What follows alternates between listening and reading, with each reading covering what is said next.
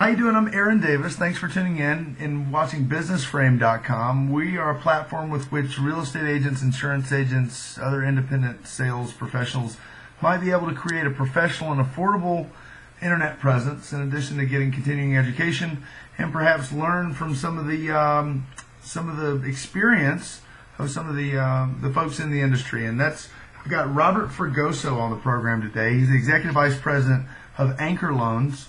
He's in charge of their loan and wholesale divisions and REO acquisition. Last year, Anchor Loans acquired in excess of 500 properties in Los Angeles County, and that came from a myriad of sources. Robert, thanks for being on the show. Hey, thanks for having me. Appreciate it. Absolutely. So tell me a little bit about, and of course you're telling me, but you're also telling other folks that are watching. What does it? Where do REO homes come from? I mean, how does Anchor Loans acquire these homes? You know, right now, I mean, after the subprime mess, all the banks are holding a lot of properties. And as they foreclose on the properties, sometimes opportunities are created. There's properties that need work, and investors, essentially get paid for fixing up those properties. The way we fit in is a few different ways. One, we're a hard money lender, so we do nothing but really finance investors who buy, fix up, and resell properties. And so essentially what happens is you've got an investor, and let's say an investor is working with X amount of dollars, and they want to leverage those funds to increase their yield and buy more properties.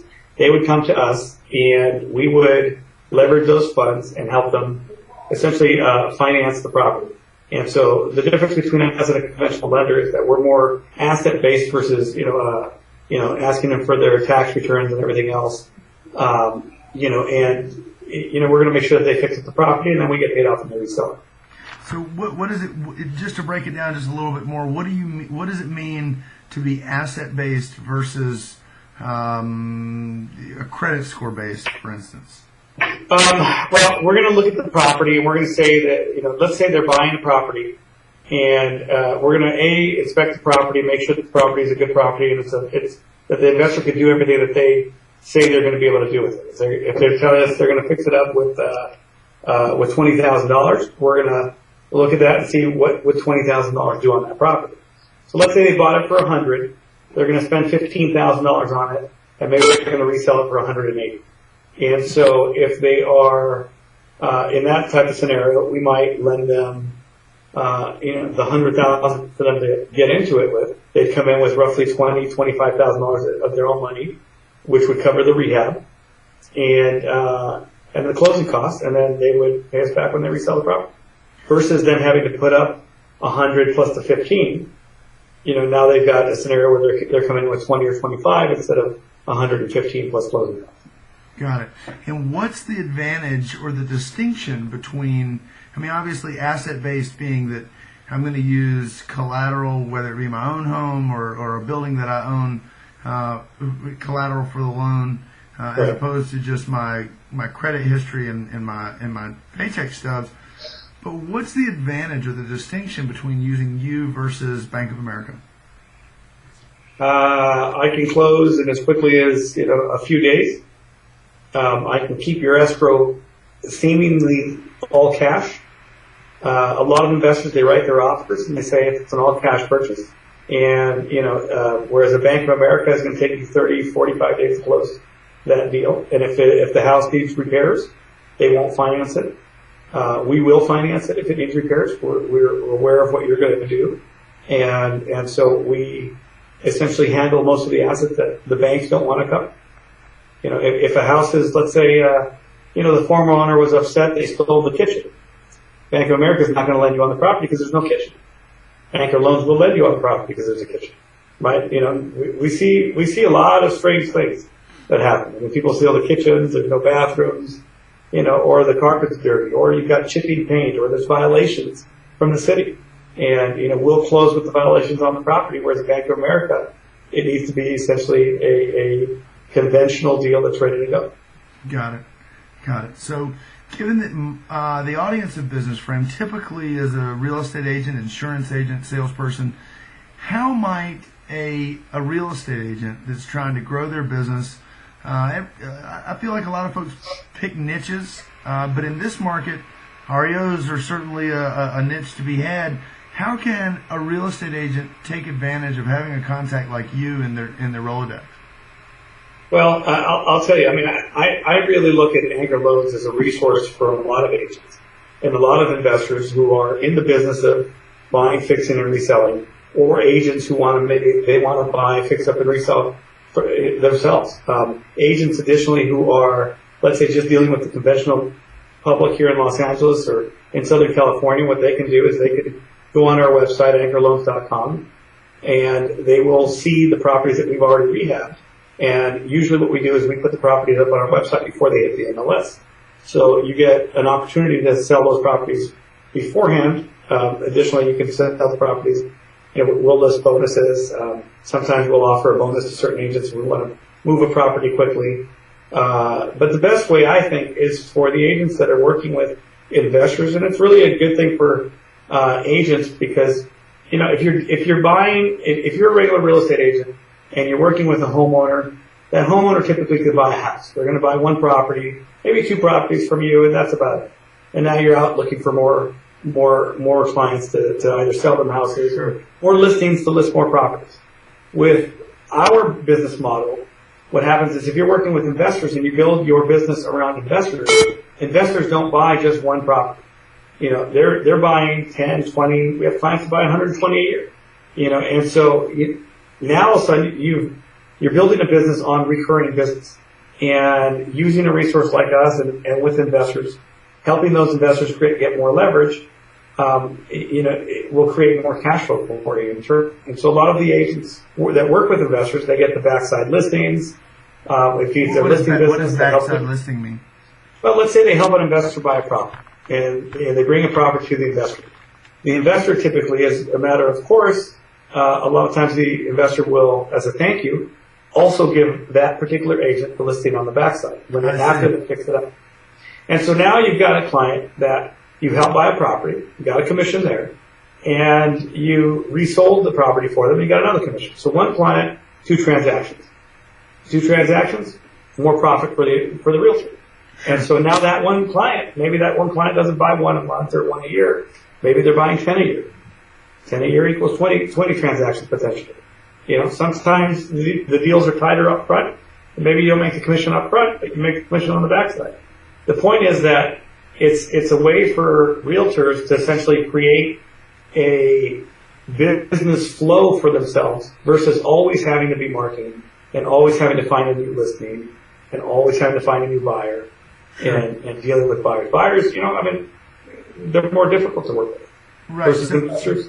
It's strictly business. If you've got, if we have an investor or several investors such as yourself and maybe others, one still would need to go out and find those listings or the people that needed to sell, right? Sure. This is an adjunct to their business. They can do, but this is a way where they can, let me give you an example. If an agent works with a lot of investors and they want to come to Anchor Loans, there's a number of different ways that they can work with us. One would be, if they want to sell one of our properties. That's one. Two is that they find wholesale deals that, or fixer properties that we can buy equity, fix up, and then resell. We will act as a buyer. So we will buy some of those properties. Number three is, we also purchase properties via the trustee sale.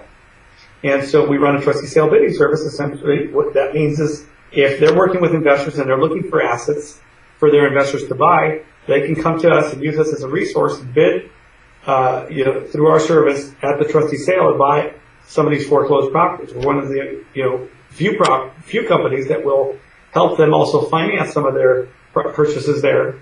A lot of people want to pay cash at the sale, but if they were looking for some leverage there, that's an option for them with us. So a way that they can grow business where they might be looking for investment properties, they can't find the investment properties, and then we can essentially create properties for them to be able to sell to their client. Sure, and that's a good segue. What is if you had if a new agent, somebody that was young and eager and energized and articulate and presented themselves well, came to you and said, Robert, I appreciate what you guys are doing. I appreciate the opportunity to have you as a resource if I can present to you a distressed property.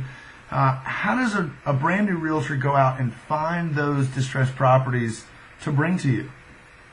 Well, it's really, here's the key, and this is why we work with so many agents. We can't be an expert in every neighborhood. Sure. And there's niches in every neighborhood that will essentially create opportunity. And that opportunity is what we're looking for. And so one of the key things that they could do is they could, obviously they're going to be looking at REOs or properties that need work, or they're smaller square footage where you can add on to, and create more equity. And so there's the market changes. Real estate's very interesting because it's not the same formula every year after year after year. It morphs with the market. Right, years ago, the play was you buy the small houses and you add on to it. And you create your equity from, it might cost us $100 a square foot to add on, and the value of the home might be $350 a square foot. Sure. So you're creating that equity. Today, there's so many REOs out there, a lot of them need work. Well, there's a segment of buyers, and I look at most neighborhoods, and you see three different markets. You see the market where the people that are looking for the fixers, that want to buy those low-end houses, that have cash, and you've got that investor market. Then you've got your medium range, and those are typically the low comparables. The medium range comparables are the people who are, looking for the houses that they could move into. They're not in bad condition. They don't really want to pay full market value, but they want a decent deal on a house, and they're just going to live there. That's the mid range. Yeah, That's middle, people that can qualify for the regular REOs that are in decent condition. And then there's the houses that are the higher sales comparables, which are the houses that are essentially move-in ready. They've got a new kitchen. They're fully remodeled. There's a segment of buyers that they don't want to mess with the repairs. They want to move in, live their life, be happy, move into a beautiful home, and that's what we cater to. So we buy low, sell, and hopefully sell high. And if you're doing it right, that's a successful business. So for the agents that are out there looking, you're essentially looking for the lower priced homes that you can negotiate on. And you're trying to buy equity or help your client negotiate that equity so that there is enough of a margin where they can afford to buy it, fix it up, carry the debt if they're financing it to someone, and then resell it at a profit and cover all the closing costs. Now, profit margins vary and deals vary. And sometimes there's, everyone has their opinion as to what the resale is going to be and what it's going to cost them to rehab the property and how much they expect to make. If they're expecting to make, $100,000 per property, they're going to be able to find significantly less properties. What we do is this: is we base our business on, to use a baseball analogy, on singles and doubles. We don't look for the home runs every single time. And so, it's the best baseball players with the highest ERA averages are the guys that are consistently hitting the singles and doubles. And that's what we base our business on, is we try to find the singles and doubles as much as we can. You're going to find the home runs, you're going to hit the home runs through the course of the business. But if you're always looking for the home run, I'm going to do 10 singles or doubles within the time frame that you do one home run. And within that, I may find a home run. Right. Well, that's a very interesting distinction. When I first started in the business, that's what I wanted to do. I thought that I could go to an expensive neighborhood and hit that home run, and it would all be good. But my manager was quick to remind me that your sphere of influence are folks that aren't looking at $20 and $50 million houses. Let's get a couple under our belt and let's go for those singles and doubles. That's great. That's a great distinction. So is there any way that, obviously in real estate, as a real estate agent, one thing that I think comes to mind oftentimes when working with investors or with any sort of buyer is how an agent might be able to protect their interests. So I'm an agent. I go out. I find Mr. and Mrs. Smith around the corner, and they've come on hard times. They've gotten their house is going to go into foreclosure. They're looking for a qualified buyer. You are that buyer. How does an agent protect their intellectual property, so to speak, in the knowledge that they have a ready and willing seller? Well, what keeps you from going around them, and how do we keep everything above board? That's a great question, and here's I'm going to answer that question twofold. First is, if you have a relationship with an agent, your relationship is typically going to be stronger than one deal. as an agent, you want to work with reputable investors. And, I think that if you look in the industry and you ask around about either myself or Anchor Loans, our reputation is stellar. And it's stellar because we don't look at one transaction. I mean, we can find a deal here. That's not an issue. If you're an agent, you bring us a deal, and let's say we go around you, you're never going to bring us another deal. And, that's very short-sighted. You find one property. I don't want one property from you. I want 10 years worth of properties from you. And I don't have the time to go out and find all these things. We rely on agents. We rely on agents and other investors who maybe tie something up and they don't want to do the deal to call us and say, hey, here's an opportunity for you.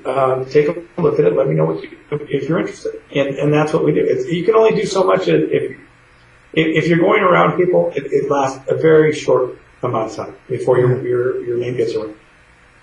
But aside from that, there's listing agreements that we can sign. There's other things that we can do to protect them, to make them feel comfortable. I'm happy to do all that. I mean, there are tools in place for the realtors to be protected. Sure. And I'm happy to participate in that. The reality of the situation is that when you get going and you've got this relationship going, the paperwork becomes cumbersome on that. Every time you find a property, here, sign this. That once you get going, it's, hey, Rob, I got this deal. Here's what you can buy it for. Here's what I think it's going to cost to fix. Are you interested? And then we'll do, we've got 40 plus people on the ground looking at properties for us. And so, we're going to send them out. They'll see the property. They'll assess what the value is and what we think it's going to cost to repair. And if it makes sense, we'll give you we'll pay for it. If not, the worst case scenario is we're going to come back and say, hey, listen, that number doesn't work, but here's what we can pay for it. And it may work. Sure. And hopefully after the first few that either work or don't work, you'll get familiarized with what our formula is and essentially not waste your time with deals that wouldn't work. Sure. Now, would it be, and granted, we're in Southern California, there's folks that are tuning in that are from all over the country. Would it be fair to say that if an investor is approaching a real estate agent or vice versa, and that investor isn't willing to go through some of those steps to appease the agent, that the agent might want to be leery? Sure. I would think that you'd want to be, you want to work with the investors that want to work with you. And if they want to work with you, they should have no problem signing something. They should have no problems, giving you referrals as to other transactions that they've done. Like with us, we can refer people to, a couple title companies that we've been doing business with. We've been in business since '98. And so we've got a couple hundred borrowers that borrow money from us on a regular basis. Sure. We're a large investor. There's a lot of small investors that do between 1 and 10 properties a year. And that's not to take away from them at all. I mean, some of them are more efficient than we are because they don't have the overhead that we do. And so our overhead is X.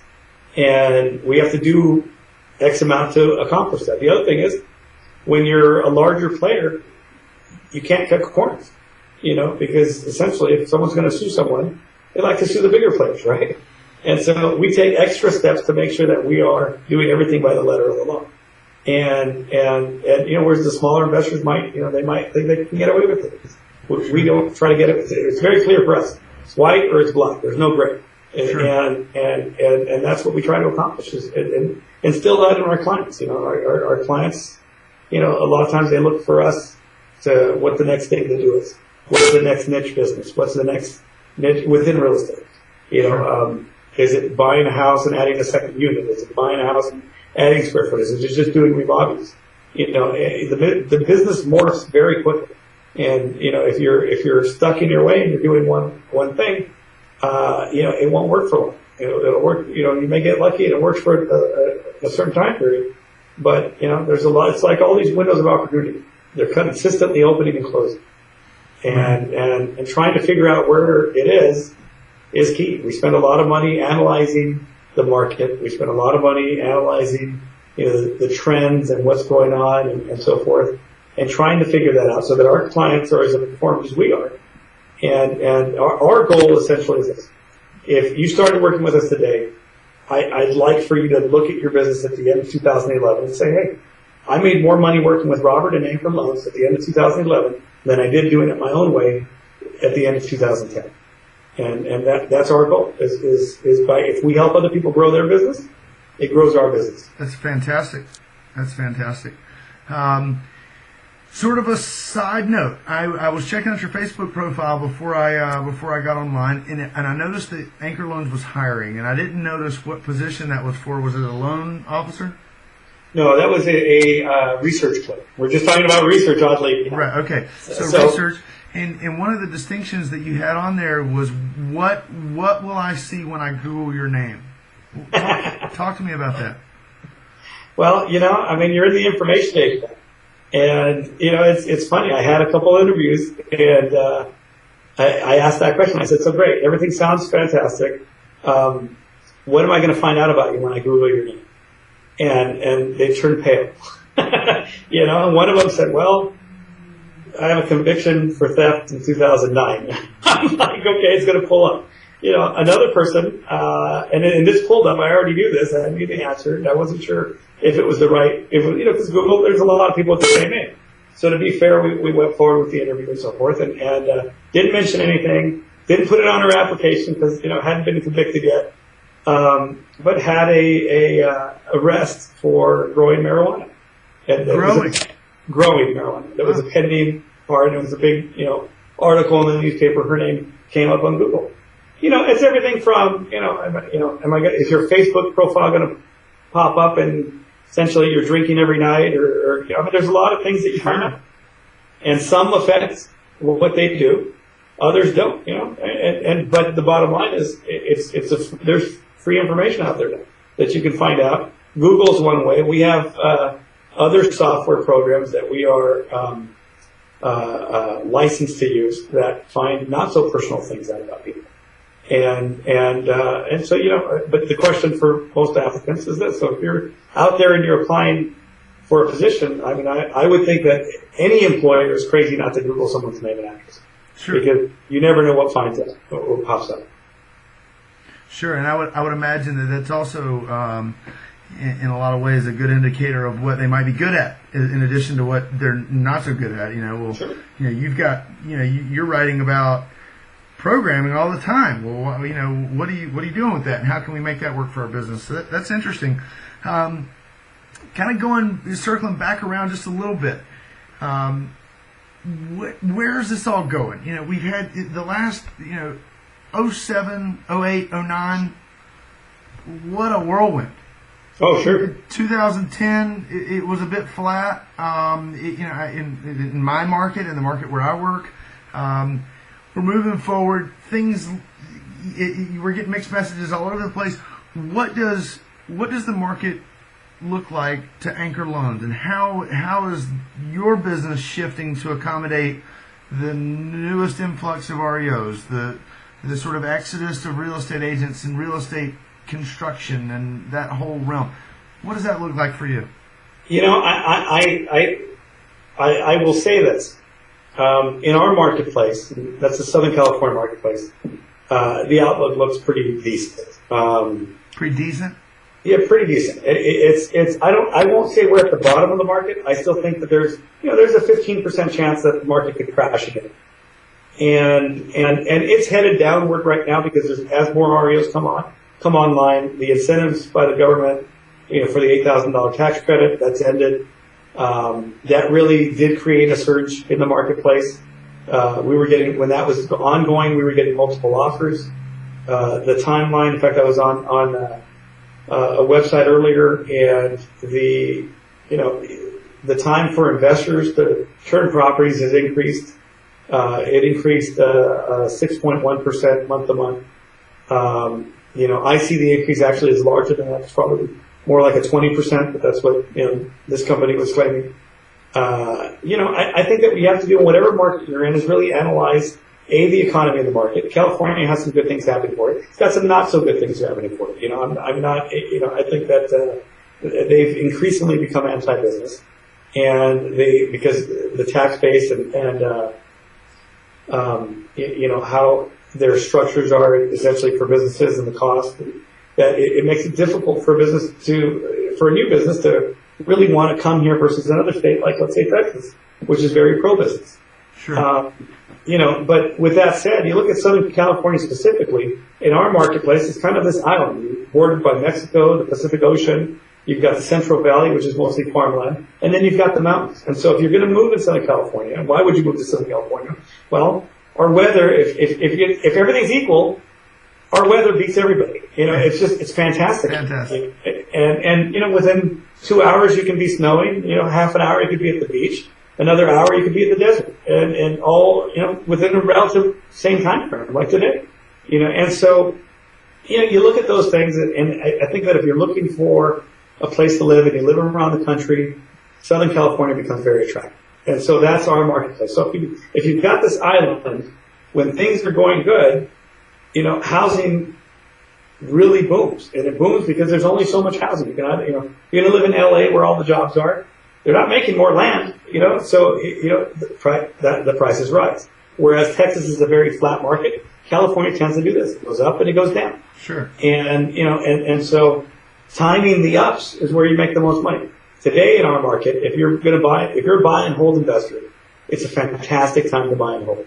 There's there's neighborhoods that you can get into now. Let's repeat that one more time. Which part? The first part. If you're a buy and hold. Yeah, if you're a buy and hold investor, and you're going to buy a house to live in Southern California, it's a great time to do that. And historic low interest rates, prices are very low. Even if the market drops a little bit more, if you're a long-term hold, it's good. It is going, because of what I'm mentioning with Southern California, it is going to go back up again. And you look at the economy, we have the largest port. Port in Long Beach creates a lot of jobs. Los Angeles, you still have the entertainment industry, although that entertainment industry is trying to find other places. And it goes back to what I'm saying with California being anti-business, they've made it, not as attractive for all the filming here. And sure, so but the essence of realizing that with those factors that you mentioned, the interest rates, the lows of the property values in general based on other things that have nothing to do with California, that makes it a really good time to buy. Sure, absolutely. Right. Absolutely. Now let's say I'm saying that knowing that the market is going to probably drop another 5 or 7, maybe 10% this next year. And for investors, the game is get in, get out, get in, get out, get in, get out, because then you're relatively sheltered from the drop. It doesn't crash overnight. Typically what would happen is you'll see a long slide over the course of the year. And so if prices are dropping, even let's say 1% a month, which I think it's less than that, that's 12% a year.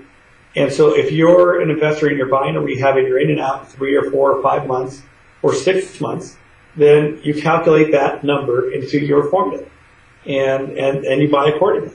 That's the reason that builders aren't building right now. Builders have gotten into the rehab game because you can't build new construction, A, when there's an abundance of available housing stock already available, and B, you can't get financing for it, and you don't want to be tied into a project when you're in a falling market that is going to take you 6 months or 10 months to get out of. You want to get into the deals that you can get in and out of. In a worst case scenario, if the market started to crash very quickly, you can sell an existing house where you can't sell a house that's only sticks.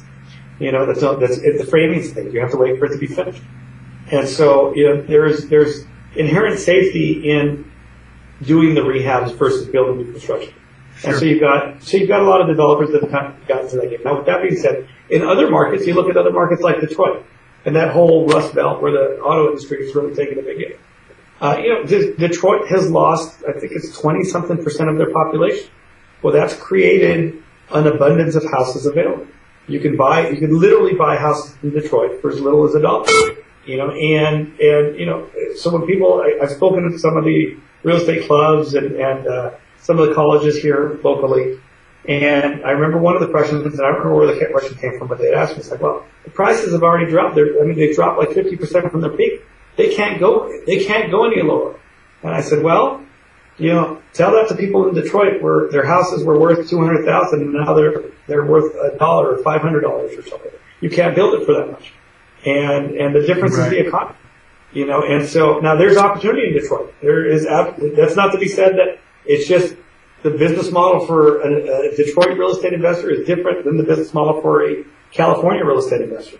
And that goes the same for every region. You have to find the niches. In Detroit, you're going to buy these houses for $100 and you're going to sell them for more, but you're going to carry the paper and create the cash flow. Whereas in California, you don't need to do that. You can buy, fix up, and resell because there's demand. Sure. And so it's just, there's different marketplaces for everything. So it's just getting educated. Here's one thing I tell investors. Especially at the real estate clubs, you get a lot of novice real estate investors. You wouldn't go and be a carpenter without a hammer. Without a what? So, without a hammer. You're right. Why would you try to be a real estate investor without your right tools? You have to have access to the MLS, access to full comparable sales, and have a network. And those are your tools. And you have to fine tune your tools. And a lot of people think that real estate investing is just, you just find a house and you're going to fix it up and sell it. Okay, well that is true, but there are, a million little nuances amongst that. And those are your tools. And you need to have the tools. Otherwise, really, you have no business in the business. And so that's fine. Well, in wrapping up, do you have any sort of kernel of advice? Like I said, our audience typically is, we do have some investors. I think they fall more in the line of an agent investor. But given that our audience is what it is there any last kernel that you might offer to a broker, to an agent that is looking to make a difference or change their business in some way for 2011? I would think that for 2011, with the number of the REOs that are going to be hitting the market, that you want to work with investors because there's a percentage of that business that is going to be repeat business that are buying the REOs because a lot of these REOs just will not qualify for conventional financing. Sure. So if you concentrate on that sector, it is a good way to build your repeat business base. And that customer base is everything to an agent. Not to mention, as an agent, if you're working with your regular home buyer and they don't buy the home, you make no money. And you can show them 10 homes, 20 homes, 100 homes, whatever. Until they decide to buy and buy through you, they're not making any money. You're not making any money. That's right. Whereas with an investor, if you know their formula, all you're doing is searching for their formula for properties that fit their bill. And they'll buy one, they'll buy two, they'll buy 20 or 30. It's essentially a safety. It's not saying, hey, let's get rid of dealing with the conventional people. That's not it. But I think it should stock like your investment portfolio. You want to list another basket, and it is a way that you can build repeat income. You might find that you're good at sourcing those properties, and you might find that it's not for you. That you don't have the knack to Sure. value the property correctly. Sure. Now I'm going to put your contact information with this video. If you want to just tell it right here for someone that just sees the video and not the blog post, you want to just give your contact information should Sure. someone want to contact you? Sure. My direct email is robert@anchorloans.com.